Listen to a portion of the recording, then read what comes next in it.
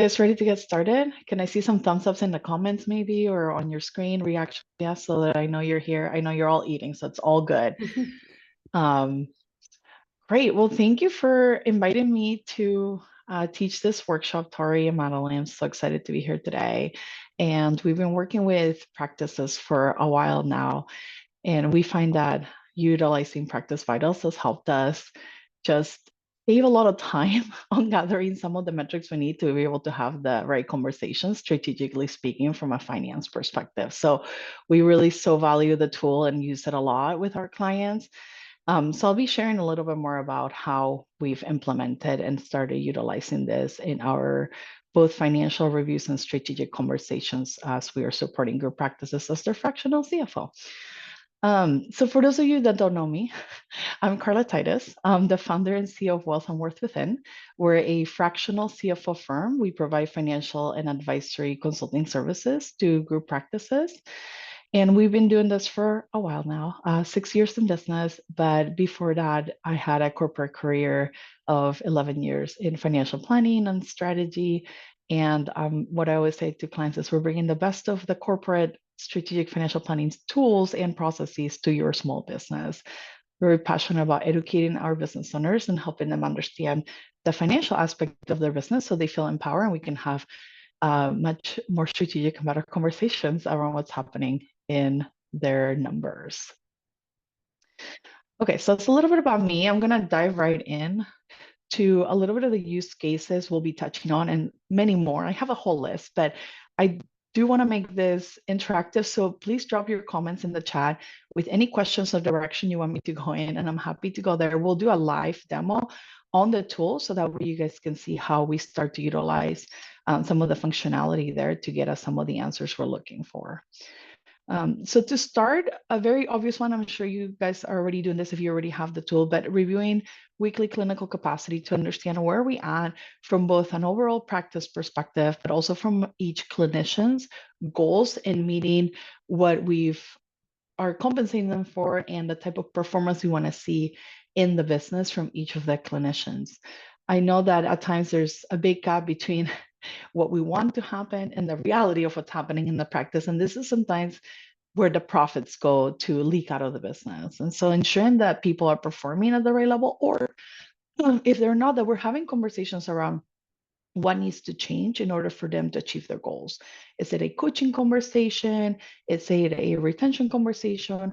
Or is it we just are completely misaligned on expectations and we need to reset overall expectations going forward to make sure that we're meeting their needs as clinicians in the practice? So that's a big one that we see.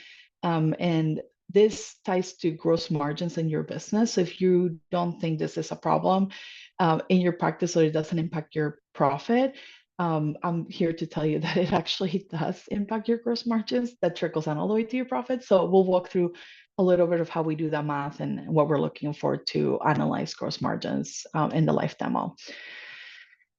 Making hiring decisions based on utilization. So this one's a big one on understanding how we're future planning our practice. And we always say, looking at that forward-looking view of your practice is going to allow you to start controlling how you want to and what you want to achieve as far as financial goals in the business. So if you're here today and then now and you're feeling like you're just reacting to the data you're getting, you're looking at your profit and loss statement and you're looking at your metrics and you're not maybe happy with them, or you're like, wow, this could be better if I change some things. This is where that forward planning is going to come in to understand when do we need to bring in people? What is the hiring timeline and ramp?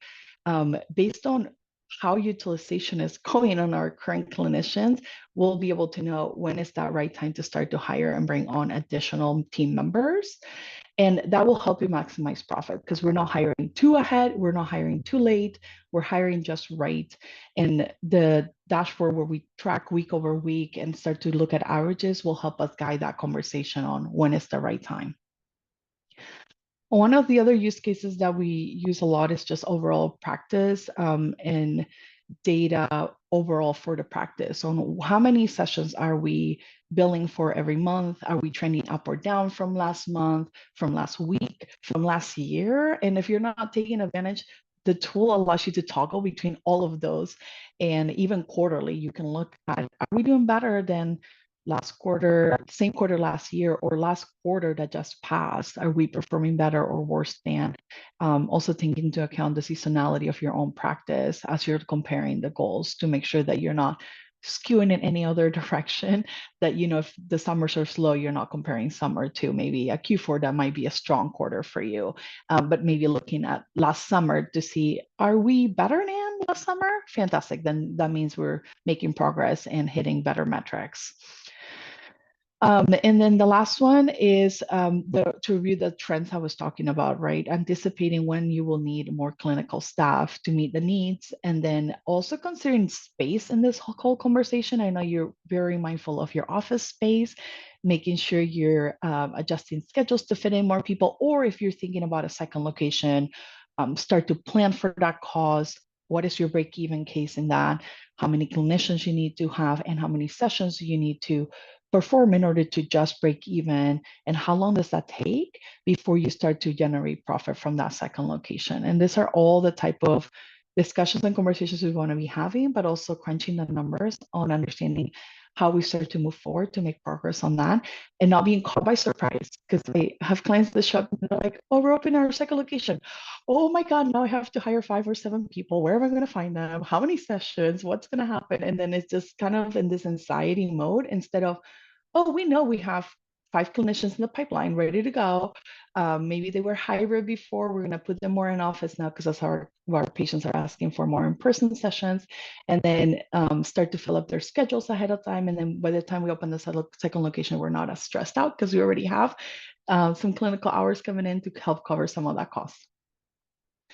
And then there's an aspect of retention to go with that as well. If you're not seeing patients every week, if patients are falling off, I always say a leaky bucket doesn't really help us because people are coming in and just leaking out the back, then we're back to where we started. So making sure that your hard efforts around lead generation are not going to waste by having people leave the practice just a few weeks into their treatment or not sticking around with it. So this is a key metric as well to watch out for. Okay, I don't see any questions yet, but we'll keep going through. So I want to switch to the live now, if you guys are ready for that, and then we can kind of go through each of those metrics together. So let me do that. Bear with me as we share a new screen. Here we go. Can you guys see that? Yep. Yes, a few thumbs up. Fantastic. Okay, and don't be shy. Please do ask questions because I want to make sure we go in the direction that you guys, want to go with the overall webinar today. So you can see where we come to start to understand some trends in this demo account is we start to look at, how many active clients do we have? Is this changing over time? If so, how much is it changing by? And this is where PracticeVital does a great job of giving me the data, and then we do a little bit of that number crunching on growth, week over week, month over month, year over year, quarter over quarter for number of active clients. As we start to see the number go up, ideally, or go down for whatever reasons, we're able to monitor and track that historical as well. Same with rebook rate. We want to make sure we stick to this higher number just because we know retention is key in order to continue to generate those clinical billable hours. And then we love to see some of the upcoming weeks, if we're dropping on amount of clinical sessions per week, then we have a lot we can do now to start to generate additional leads to get this upcoming to go up over time, and then making sure that we're always ahead and not behind on working with the numbers. And then number of outstanding notes, I believe this one, it does include everything from history. So if you want to see how many current outstanding notes, I'll show you a view in the clinical metrics where you can see the more current. So just how you understand the numbers in the dashboard. And I always use this to understand, okay, what is being counted here and how far back are we going, and making sure that that's, accounted for and utilized the right way. As far as the metrics for clinicians, I think I'm going to switch over to clinical metrics. We start there and then we come back here to understand what's happening high level so that we can have the right conversations. So first, we'll go to this view and we'll do, let's say this quarter, if that's what we're trying to assess. So when we're looking at weekly sessions, what we know is this is how we're generating revenue. So if we have some people that are in red, we're going to start to ask, are they just ramping up to their role? Do they need more time? We're mindful of those one-off scenarios. We're not going to worry about too much. The people are just getting started. But if this trend does not shift over time, we're going to start to ask other questions and continue to provide coaching or additional leads, or maybe talk about the schedule changes that need to happen. What I found a lot of time is we would hire people and those people did not have prime time availability. And that caused a huge issue getting them to book those weekly average sessions with patients because patients were not, they didn't have the availability to be seen during the day. And these people did not have availability to be seen in the afternoon or nights. And so that created a conflict. So then we changed hiring strategy to only hire people prime time hours, sometimes, a few hours on the weekend, as we saw that needs for the patients was around the availability that was stopping us from making progress. So this is just kind of what started those type of conversations on what do we need to do differently in order to improve this metrics. If it was a clinician that maybe wasn't able to retain clients, then we're given a different type of conversation and coaching around what they can do to retain them, and then watching the metric week over week to ensure that that is improving over time and that we're not having a retention issue with them. Those who are getting close, we're having, to closely watch, and, we'll decide as a practice, like how long we want to give them to correct the issue. So one thing is, first we have to set the expectations and communicate it to the clinicians, then allow them to have some sort of access to their data to know where they stand. And then three is that, fixing the issue part of it is what are they going to do about it? What are we going to do about it? And then setting that expectation on the timeline on when we want to see a change and by how much of a change in order to meet the goals. Obviously, as an owner, you know that if you don't have the marketing or the engine tools to generate leads, this is going to be a much harder issue because we have to start there, making sure we have qualified leads and that we have a strong marketing presence to generate the leads needed to fill up the capacity on our clinical team. So assuming you don't have that issue, now it just becomes a performance issue or a clinical process issue, maybe we fix and address. And we always say, do we have this strong process? Have we trained our people well? And if the answer is yes and yes, then what's missing? Is it a communication issue? Most of the time it is. I find that we just don't set clear expectations and people don't know what to expect and therefore they're not performing. And then two is like they actually sometimes don't even know how many sessions they're having a week. And so until we give them that clarity, it's really hard for them to want to make a change because they're like, oh, I'm doing great. And then you're like, oh, no, wait, there's a gap. Let me show you. And they're like, oh, I didn't realize I needed 5 more patients in order to meet my goal, right? And so that's when we bring that communication and awareness, and all of a sudden the team kind of rallies and says, oh my God, I want to hit this metrics. How do I do that? I need some help. Sometimes they'll ask for help, right? Or they're like, I got this. Give me 2-3 weeks. I'm going to be able to turn this around. And then all of a sudden everybody's green and you're just like, what just happened?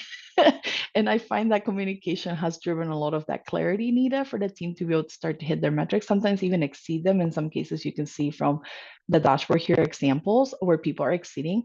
And then we have a different conversation. Now we're talking about overall compensation structure and how are we rewarding our high performers? Because just as much as we want to see our people hitting their metrics, for those that are surpassing them and consistently staying ahead, we're asking the questions, do we need to do some kind of profit sharing? Do we need to do some kind of bonus? Do we need to put some kind of incentive structure in place, whatever that looks like for you? It could be based on number of clinical hours per week or like an overachiever goal, above and beyond that baseline. And then we go ahead and budget for that. And we account for it in the financial plan and start to project for those costs to be part of our overall cost for the practice. And we communicate that out as a roll out that plan, bonus incentive plan to the team and tell them what are the parameters in order to meet that. We're very careful with what parameters we put in place. We want to make sure, people are eligible by meeting 3 criteria or 4 criteria before they are able to get that payout. And then we put it in the budget so it's not a surprise. So you're not getting caught off guard later. But we also are running the numbers. We're saying if this person is going at 50% above their goal, what would that generate in revenue that we are able to afford to pay out a bonus out to our people because they're generating more than their fair share, and then we're able to give them a little cut of that as well that is meaningful to them. And the other piece we talk about is not just monetary incentives, but also if your people are more motivated by flexibility, by time off, that is something we can also do and add to the overall incentive to meet their goals as an individual. Maybe it's they want some sort of refund for something, or they want more PTO time. So making sure you understand like what's motivating your team, because it's not always money. I know some are in that case, going to be very happy to get a little extra in their paycheck, but sometimes it is something else that they've asked for that you can listen in for that meets the need. We do sometimes a survey on like what are the benefits the team wants to have, and then get a good gauge on are we meeting the mark with those type of benefits. We thought we were going to roll out a dependent care reimbursement program, and what we found is people wanted a 401k match instead, and it also benefited more of the team than this one other program. And we said, okay, if we hit this goals, we'll go ahead and roll out a 401k match of some kind. And that really helped the team, start to, value hitting their metrics, because they're like, oh, I'm going to get this extra, for retirement. And if you already have that in place, you could always offer something different. But just my goal is to meet their needs and utilizing some of the metrics to say, hey, if we hit this certain goals in the practice, then you'll also benefit in some way. So we look at how many, how much the utilization is helping, how many patients they're seeing, because if their patient load is too low, they're never going to meet their goals. And so making sure you're tying that together. If they have 22 sessions and 29 patients, even if they're not seeing them weekly, then there might not even be an option for them to meet their goal. If your policy is to see them once a month or once every other week, just be mindful of those ratios so that your team is not set up for failure because they just don't have enough patients to even be able to hit their goals. So just kind of tie it all together and make sure that you're thinking about those connections. The cancellation rate, we do track and monitor this, every month at the minimum, but, you can see it here weekly. And then just understand what are the drivers? Why are people canceling? Is it just Memorial Day weekend and everybody's out of town and then everybody cancel and that happened and that's okay because we expected that? Or is it something out of the ordinary that's creating a problem, because this directly impacts your average weekly sessions, which then in turn impact your overall revenue? And so that's how this is all connected back to your lagging indicators like revenue and overall cost. And your leading indicators are this number of sessions on, like, depending on how many we get, we can then forecast and project what our revenue might be for the month. So there's a huge connection between the two. You can see at the bottom, overall practice, we look at those as well. We want to make sure that we're, hitting the goals for the overall practice expectations on number of sessions that we projected for to meet that revenue goal. And then, obviously cancellation rate, and sometimes we can and cannot control those, just depends on the situation. But this retention rate is also key, just making sure that we have a healthy retention rate over time. We know people are going to come in and eventually fall off because they maybe finalize a treatment plan, or they are, quote unquote graduated from, services, or maybe something happened and they just, are not able to continue. But making sure we track retention rate and also understand, like, what are some of the reasons maybe why people are leaving, and is there something we can practically do to mitigate that on the front end? These are the type of questions, as we're looking at the metrics, that we're also asking of our clients, because as their CFO, I have to utilize this metric to translate into what are the actionable things that are within their control that they can now change, and we can dig into and ask, even more questions of, to understand what's happening and how we might be able to change the trajectory and course of the numbers. Now, a big one on outstanding notes. We know that if we don't have notes, we can bill. So making sure that the team is not getting behind on those and providing, expectations around what we want to see here, helping them, be more efficient at note taking and coaching them to make sure that this number doesn't continue to go up. And if it's consistently at this level, we might be okay with it if we're not seeing it grow over time. But at this point, I would definitely be talking to Mary and Matthew and understanding what's happening. Why are we behind on notes? What can we do to support you in changing this to lower the number? Maybe we give them even some kind of incentive around staying on track on their session notes. And this is another thing you can do is as you start to see the metrics across the team, and you see that a lot of people are having issues, like is there a way we can motivate them to want to get their notes done? I mean, besides their paycheck, and I get it, like I know your practice owners are getting squeezed on all sides, right? Insurance is lowering rates, people want to get paid more, and at the end there's just like it feels like there's nothing left for like the effort you're putting to grow your practice. But what you find is if we can bill faster and we can get those billable claims out, then you might be in a better cash flow situation too if you have not created a cash runway in your business to weather those ups and downs. Then this might be a good way to kind of push through a bunch of claims that you wouldn't otherwise if everybody gets caught up on notes. So this is how we connect it back to like the financial side of the business and why this all matters so much to us and why we're having this type of conversations with clients on what else can we do to help the team move this along and improve on it. So we're trending this over time. We're watching them every week. We're putting this dashboard together around week over week changes for that reason, because we need to see progress, right? If we're not seeing progress, unless we're happy with where we're at, then we're just monitoring to make sure that it stays consistent and it doesn't all of a sudden have a drop or a change that was unexpected. Then we're planning around those goals because we know we are able to hit them. So those are the type of questions we're asking when we're looking at this dashboard. Then we're going to go look at the previous quarter and see how it compares, asking, how well are we doing? Look, last quarter we did a lot better with session. Obviously, that was the end of the quarter. So like, think about the time frame and the snapshot you're taking. Also, don't compare apples to oranges as you're looking at this. Make sure that you're like, oh, we're in the middle of Q2. We haven't quite closed the quarter. So that metric might be a little in flux still. And then looking to see if there's any trends, from a year-to-year perspective. Like, did we do better last year? Were we worse off?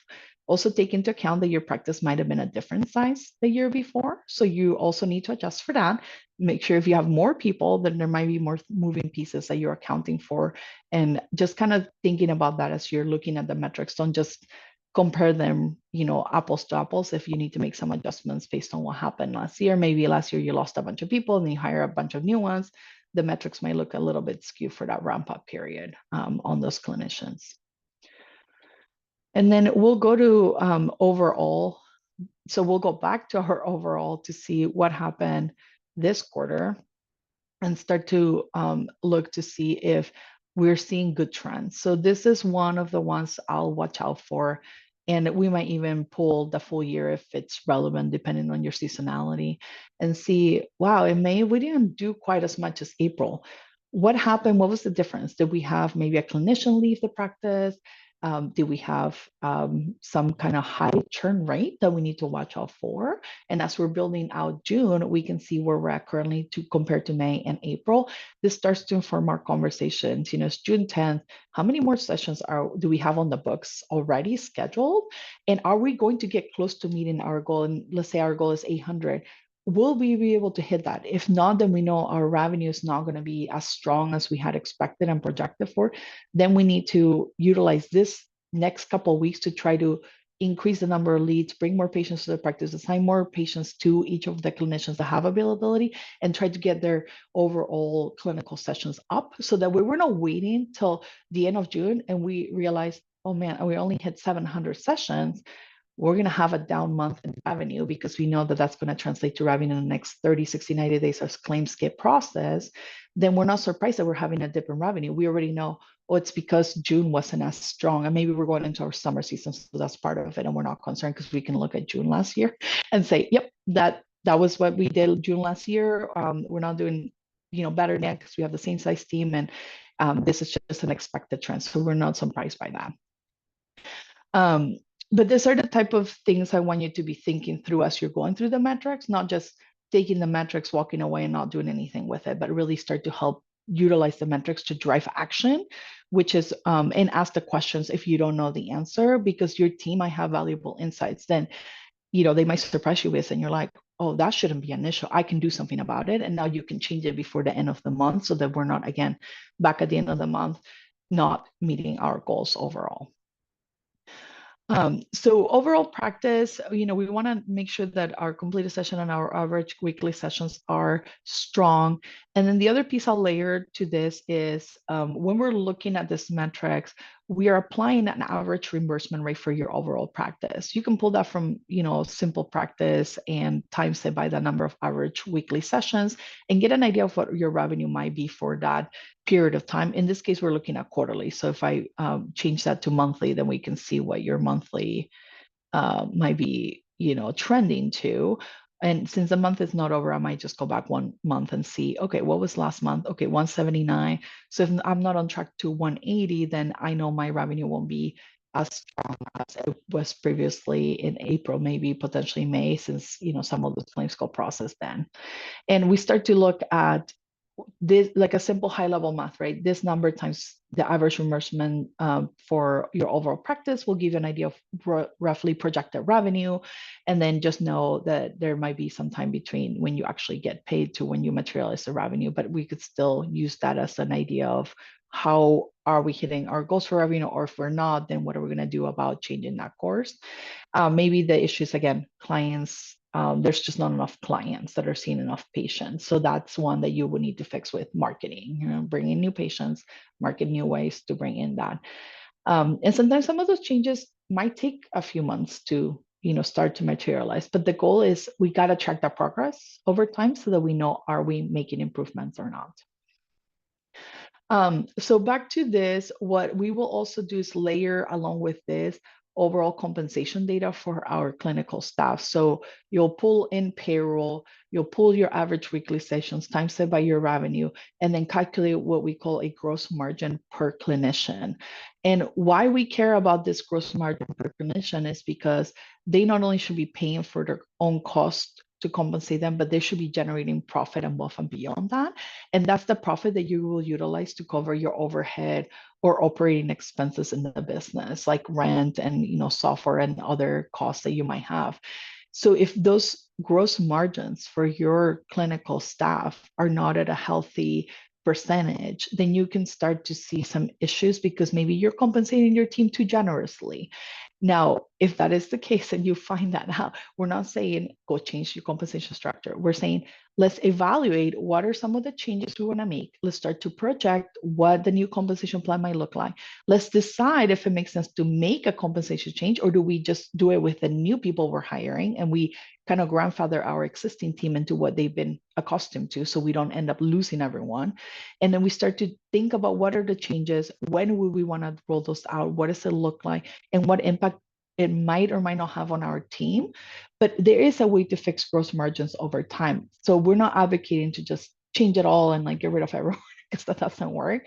It's over time, how do we make improvements to that, margin calculation by 1%, 10%. And over time, you'll see that change, which is a lot of the work we do to help clients kind of navigate from where they're at to where they want to go and take those actions to help them get there over time. Again, we're not saying change it all now because it does take some time to see those margins shift.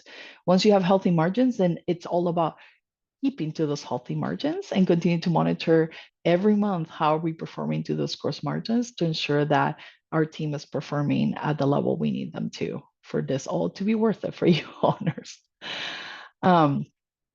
Okay, so then we'll look at these same ratios by location. So I know that PracticeVital is great because we're able to have one dashboard per location, and we're able to look at performance by location, which is super key for us as well to track as we're thinking about, how we're getting that location up and running, how we're improving the metrics on our existing location. We're not getting distracted by our new location, and then helping people navigate through that change. And as we're adding, different areas to focus on a new office space that needs to pay for itself and then eventually start to generate profit.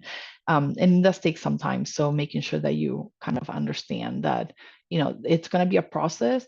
And we always encourage clients to work on their cash runway first before opening a second location to ensure that they're not feeling the crunch of the second location taken away from the first.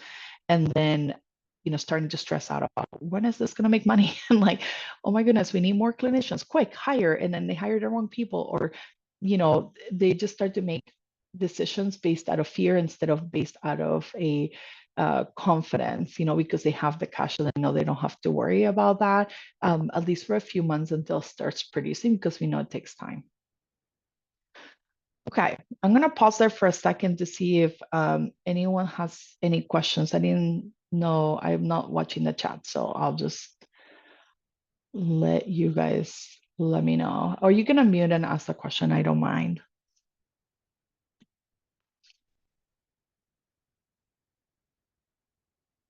If not, we'll just go through more metrics. Just give me a thumbs up if you're still with us, so that way we know this is, yep, okay. You're doing Good. great, Carla. This is really Awesome. wonderful. Yep. And I know you're all eating, so like it's all good if that's what's happening. I can just keep talking. I can talk for a whole hour if we need to. But I'd rather answer your questions. If there's something that you want clarity on, just let me know. So we also look at overall how people are performing, because what I find in a practice, sometimes you have some rock stars that can, teach or lead the conversation around what are they doing well. And it's hard to, highlight that if you're not the one bringing it up. So if you say, hey, Eugene here is doing fantastic with completed session reports, can they teach what they're doing, or show the rest of the team what they're doing, so that we can get everyone else up to the rate? And it's a good way to also highlight for your strong performers that maybe feel like they're getting a little extra attention in the practice because they're doing something right. And it's a way to reward them, to thank them, for like doing such a great job. And then same thing with retention rates. If we're looking at the team and we see that someone has a much better retention rate or low cancellation rate, saying, hey, what are you doing differently? Like, are your patients just like set the expectation you're going to see them weekly, or what have you done in order to maintain that? And sometimes I find people are like, oh, that's great to hear, and I had no idea. I'm just seeing my patients. So they might or might not have something to share with the team, but it's also worth asking, because as an owner, you should know, what's working well, what's hitting the mark with your patients, and then how do we do more of it to ensure everybody can get their metrics at the right level. You could even try to make it a bit of like a friendly competition if that strikes well with your team, on like, hey, if we can all get our cancellation rate down to 10%, maybe we'll throw a party or we'll do something to celebrate. And people sometimes can get very competitive, so just be careful with that one. But making sure that a little friendly like dashboard to show where people are at might help produce those endorphins for them to want to improve on their overall. And then as a team, they feel like they've accomplished something together, right? Because it's not necessarily like one person competing against the other, but sometimes it's like, if the overall practice can make this happen, what would it take? How do we do it? What are we doing differently to make sure we achieve those type of goals? Okay. I am going to switch to some other metrics we look at and how we are, if this works. Okay, perfect. So this is one that I definitely pay really, really close attention when, especially when we're projecting revenue for the practice.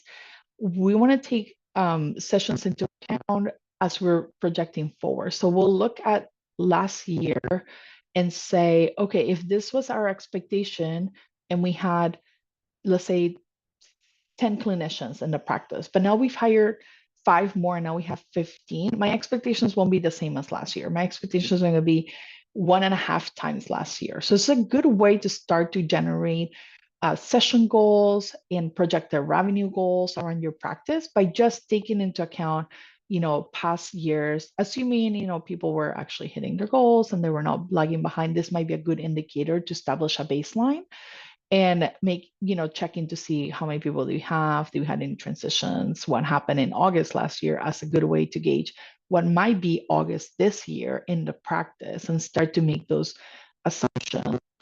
Now, I would say projecting is an art because forecasting is not going to be 100% correct, but it helps guide the conversation on what do we need to start to achieve or strive to achieve in order to start to see the goals that we want to see in the practice. And for all we know, 611 sessions might have been too low for the size of team. So now we maybe need to set a much higher goal for not just the 10 that we had before, but now the 15 that we do. And so starting to think about, what was driving this goal. Was everyone utilizing all their capacity? Maybe they were below capacity. Maybe the capacity was 700, and we're never going to be at 100% capacity. But if we could strive to, somewhere between 80 or plus percent, then we know, clinicians are performing well. We can use that as a baseline. And then knowing that we'll have a dip going into September. So again, we're not surprised by these trends because we're seeing them show up for us here in the past and utilizing that to shape the future as we start to project what we might want to see going into September, October, November of the follow-on year. So that's how we use some of the metrics. You could also see there's like a huge spike in April. I would be asking the client, what happened in April? Can we do it again? We don't need to replicate the wheel. I find sometimes as owners, we forget that our past results could be recreated to generate even better results if not to duplicate what we did before. So go ask, okay, why was April so successful? Was it a seasonal thing, or did we do something different? Did we have more marketing push? Did we, have more referrals from patients to other patients to come to the practice to see us? Did our clinicians do a better job retaining patients? Like, what was the driver? If we can understand the driver, now we can understand how to replicate and even improve upon those results. And these are part of the questions I'm asking when I'm looking at this metrics as well as revenue online. What did we do in April? Can we do it again? What needs to change? Oh, you need more marketing budget? Great, let's go budget for that because we know we can get 830 sessions at least, if not set a goal for higher than that, 850 maybe, and then push harder on the marketing to bring in new patients to start to see that metric go up. Again, back to actionable steps you can take to start driving those metrics and not wait for metrics to happen and then have no idea how to make a change on that. So that's a good one. The other one we use here is with intake. We want to know, is our intake metric strong? Because this is, again, back to leading indicators, right? How it all starts. Like, are we having enough intakes in a given month, week? And we look at it sometimes by week, depending on what's happening, and also on a monthly total to see if last year we had this many intakes, then we need to have this many more this year in order to be able to grow and achieve our higher goal of bringing in new patients into the practice. So you can see here, trends are, July, August went up. I wonder if this had a lot to do with our August result up above, as we start to go into August, if this is going to help drive some of that metric in this August this year, if we did 36 last year and we do, let's say 40 this year, right? So now you can set a goal around the same or higher than previous year to see if you can start to help drive that metric up and hit a much higher revenue goal. And then you see it kind of stays step steady. So we would take these numbers and do an average and just understand at a minimum how many intakes we need to have in a given month to know that we're on track to meet our goals as a practice to continue to grow. And then monitor, the overall number for the period as well, so that we have some kind of progress report along the way. And that's why I enjoy going here, because then we don't have to dig that out of simple practice. We could just look here really quickly and see the trend, and then, start working on the action plan and strategic direction we want to set. And then group sessions, another big one, because sometimes when we look at the data, we'll find that is a skewed number in the sense that group sessions, obviously, we get paid a lot less for that. And taking that into account when we're doing our projection work, it's going to be key, because we don't want the average reimbursement rate for the practice to be dragged down by group sessions. The way we think about group is we are creating an environment of support that might or might not lead to one-on-one sessions. So, we will use that one-on-one sessions as an upside on revenue, but we will look at groups as either break even or a minimum profit we have to hit when we're doing that margin calculation, to make sure we know that we're okay with that group not performing as well, because we know we might get one-on-one therapy clients continuing on because we provide this group option, and also filtering that out of reimbursement rates is another way we look at overall average reimbursement for the practice without having it drop down because of the group sessions, since we know we get reimbursed a lot less for that. Okay. Let's see, where else do we want to go? Let's go retention.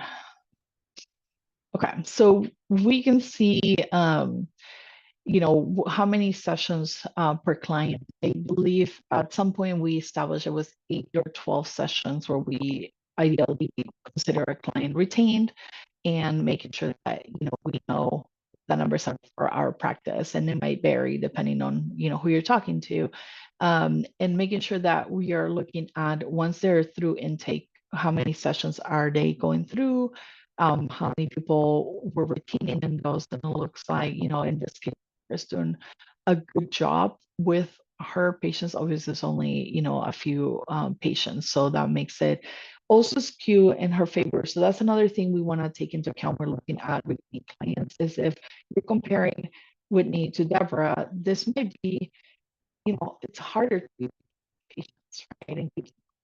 And you're like, why is she not 100? You might ask a different question.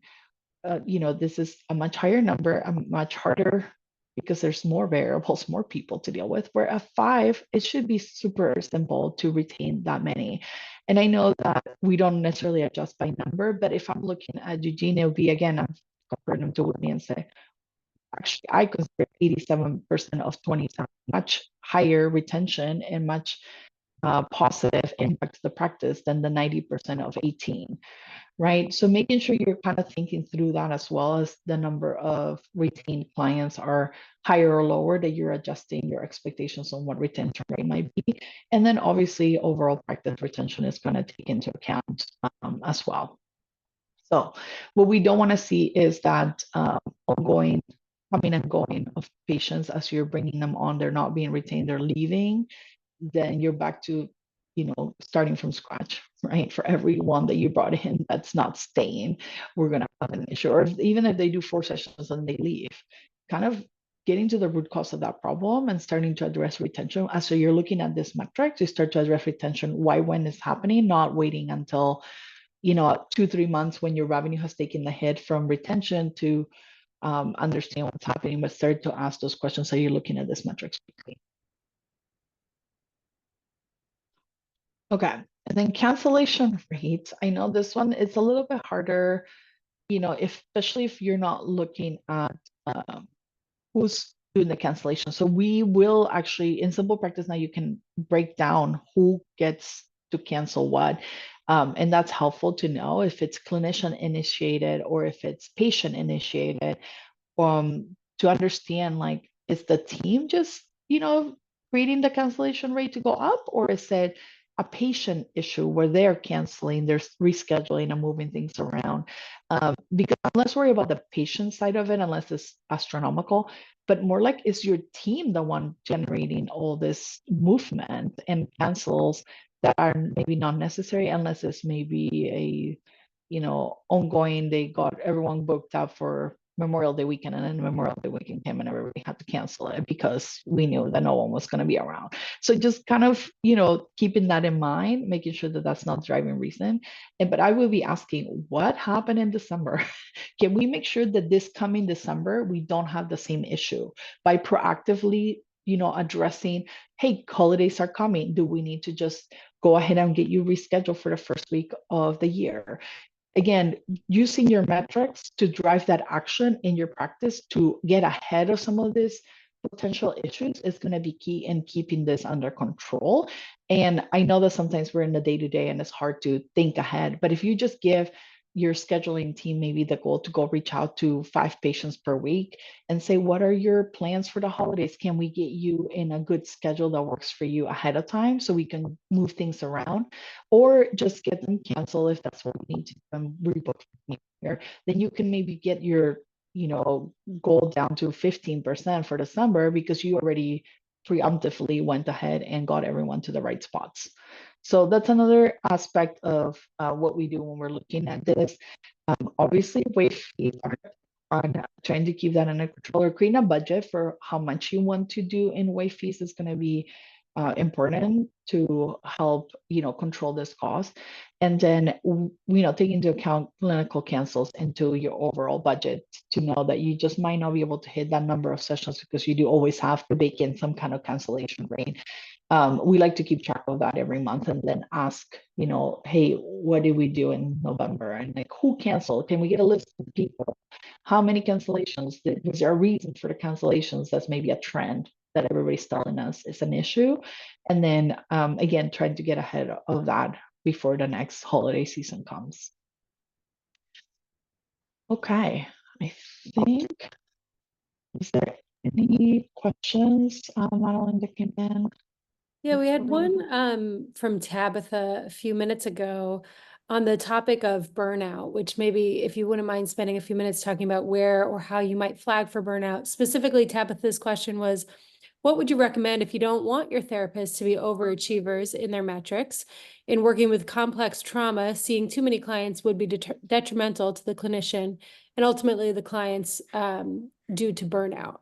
So through the lens of, whether to incentivize performance, how might you kind of balance those two factors?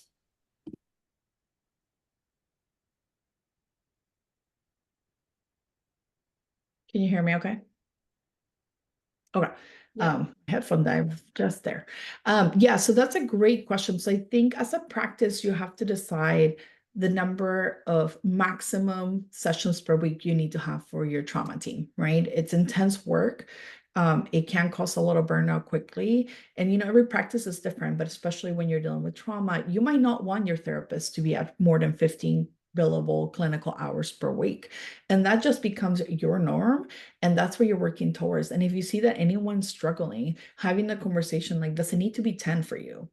Does it need to be 5? But at some point, I always say you have to do the math, because at 5 to 10, there is a break-even point where you're actually not making any money. And you're just essentially charging the client to pay the clinician. That's it. And if that's okay with you for like a few cases of clinicians that you might want to have that flexibility or that temporary adjustment, or you're okay knowing that you're break even in that scenario, then by all means do it. But I always want financial decisions to be made intentionally, not by default or because we're not aware. And I know that around 5 to 10, and depends on your average reimbursement rate, obviously, you might actually not be making money on breaking even with some of your clinical staff. So just run the numbers, make sure you understand what that is. And then we always say we want to be flexible and accommodating as long as we understand what are the consequences of that decision, and we're okay with making that decision on purpose.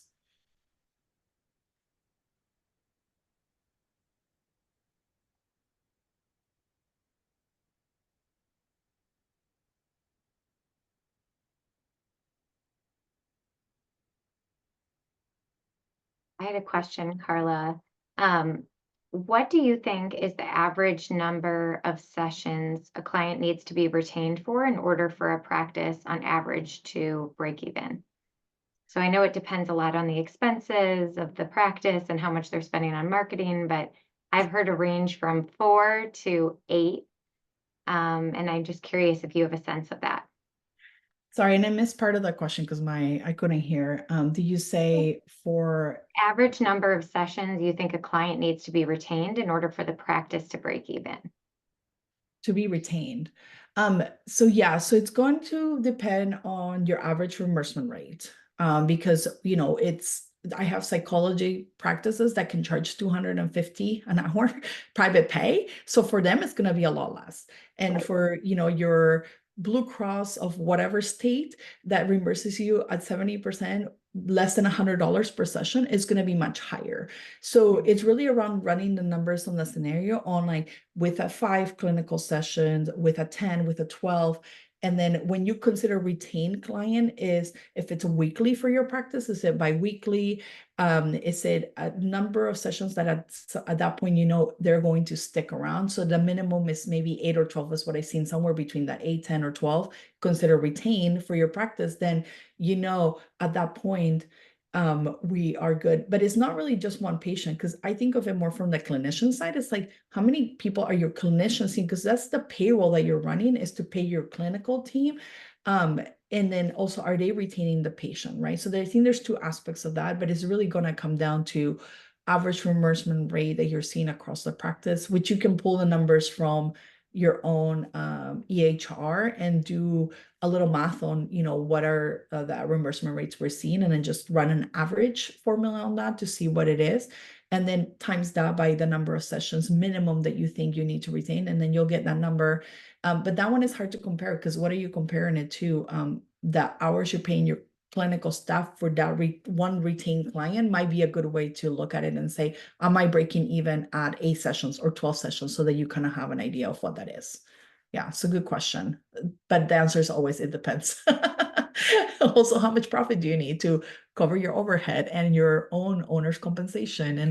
And this is where finances start to get complex. I always say it's not because we want to make them, it's because it opens up a can of worms around questions we get asked that have so much more context behind than a simple, it's 8.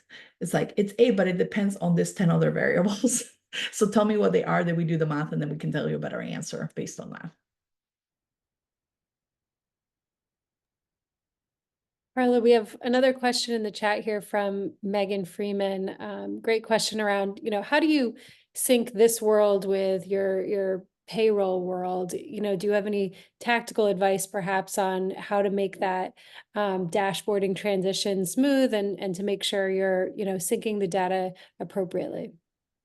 Yeah, so that one's a little bit trickier, Megan, because we do have to manually pull in that payroll data, and we do it by clinician, and then you have to match it to the clinician row, essentially, for us to create that gross margin I was talking about. And I think that's where, PracticeVital is a helpful start, but there's also so much more data we need to, come together. And we would have that clinical capacity, calculation done by person, by compensation structure in a year, calculate the average sessions per week times the number of weeks that they work, which, might be 48, 50, or 52, depending on, what your practice runs on. And then any benefits or anything else that we want to include, bonuses or anything that costs, is included into your clinical staffing. And then calculate that gross margin by, doing the projected revenue based on average reimbursement rate, number of sessions for the year, and subtracting that payroll compensation piece, either all inclusive or just like their compensation rate, and dividing that by revenue to come up with a gross margin. So no, there's not an easy way, if that's what you're asking. We haven't built that one out yet. Maybe your friends at PracticeVital can do something about payroll data, but it's different for everybody. Unfortunately, it's not like everybody's using one tool and then pulling their payroll data one way. So if I have a client that does payroll in QuickBooks, we're pulling that report manually. Not manual, we're doing some formulas, right, to say this person, and their name might be different. So then it's like not as straightforward. Like I can give you a template you can plug and play. Unfortunately, it's a match this person to this name and then do the calculation. That can be much more automated. But yeah, unfortunately, there's not a great way, but definitely can be done. It's just a lot of manual work. Yep, and I'll just add, we can, in the onboarding process for PracticeVital, you can specify if you'd like to see a bi-monthly pay period interval as one of those preferences that you can filter the data through. I know that doesn't get you all the way, but of course that's one step in the right direction in seeing the payroll data on the right timeframes, right? And of course, I know Tori's mentioned this before too, to several of you, we have revenue on the horizon as an area that we're looking to explore and bring into the tool to try to do exactly what Carla just mentioned, bring those worlds together closer, and over time try to bridge that gap even more for you all. Yeah. Well, even if you're doing it for a few of your team members, just to get an idea, sometimes we'll just randomly pick maybe a location with 6 clinicians and then run margins calculations for that to see where we at and take that snapshot. Just notice a snapshot though, because obviously there's moving pieces, and The sessions will change every week. The rate reimbursement, average reimbursement rate will change as well every month. So just kind of have to rerun those calculations again, right? Every time so that you know where we're at. And we get it. It's like a lot of tedious work, but it does help you understand what might be some of the issues that you're feeling, but not able to put your finger on by running some of those calculations, right? And of course, we're happy to do that for you if that's something you're like, I cannot and don't have time and need some support. We're happy to provide that support for our clients, of course.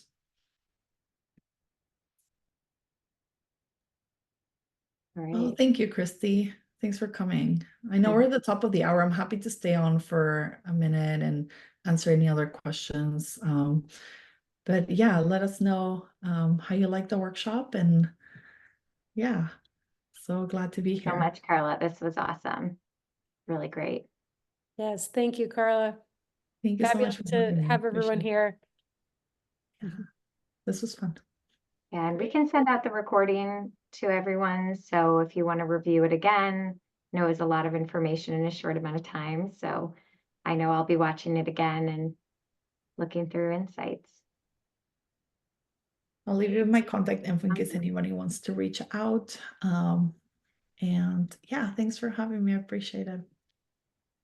All right. Thank you, everyone. Thanks, Carla. Thank you, Thank you. Carla.